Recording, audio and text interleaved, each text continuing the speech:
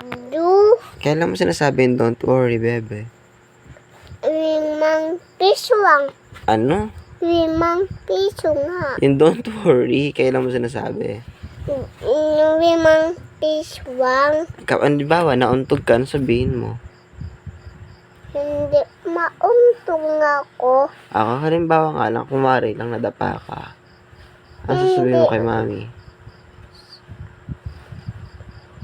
Ouch, ouch, ouch, ouch. Ay, sabi mo, don't worry, mami. Hindi mami. Kapag nadapa ka, ano sabihin mo kay mami? Ang sakit. Ang sakit, ano pa? Yung don't, anong don't? Don't worry, mami. Yan, don't worry, mami. Sabi mo, I'm okay. Okay. Oh, kumari nadapa ka, ano sabihin mo? And Don't worry.